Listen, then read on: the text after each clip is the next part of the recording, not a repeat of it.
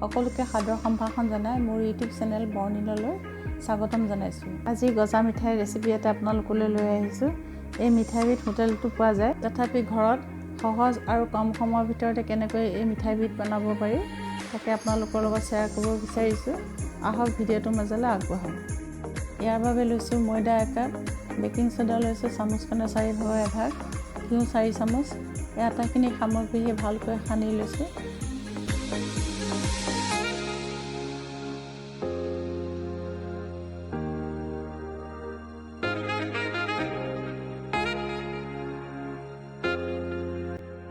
এতিয়া এনেকৈ হাতৰ মুঠিত বান্ধ খালে জানিব ঘিউৰ পৰিমাণটো জোখত হৈছে। আপোনালোকে ঘিউৰ সলনি ৰিফাইন তেলো ব্যৱহাৰ কৰিব পাৰে। এতিয়া অলপ পানী লৈ ময়দাখিনি মঠি এটা ডো বনাই লৈছোঁ।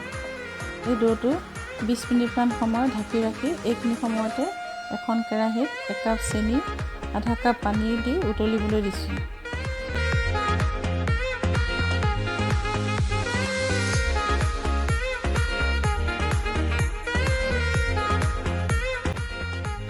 চেনিখিনি গলি যোৱাৰ পাছতে টেঙা অকণমান চেপি দিছোঁ, তেতিয়া চেনিখিনি পিছত ডাঠ হৈ নাযায়।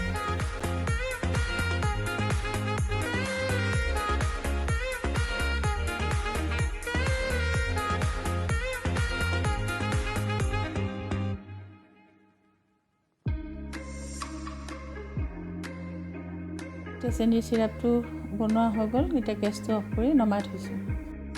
এতিয়া 20 মিনিটৰ পাছত ডোটো আকৌ এবাৰ মঠি লৈ এখন বেলনাত বেলি এখন কটাৰীৰ সহায়ত 4 পিচকৈ কাটি লৈছোঁ।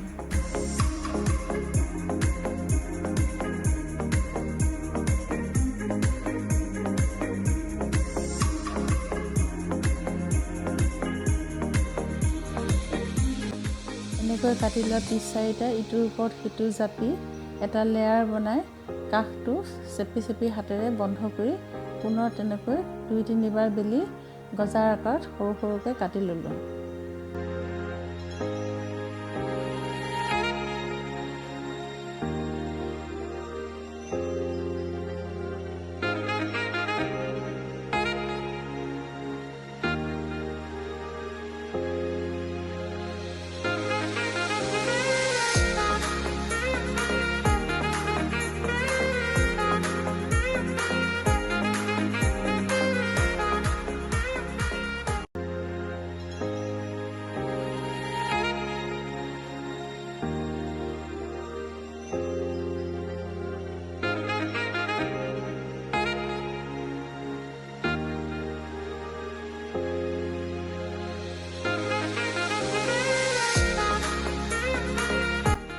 এতিয়া এখন কেৰাহী গেছত বহুৱাই তেল গৰম হ'বলৈ দি আগতে পিচকৈ কাটি থোৱা গজাখিনি মিডিয়াম ফ্লেমত ইলুটি সিলুটিকৈ ৰঙচুৱা হোৱাকৈ ভাজি নমাই থৈছোঁ।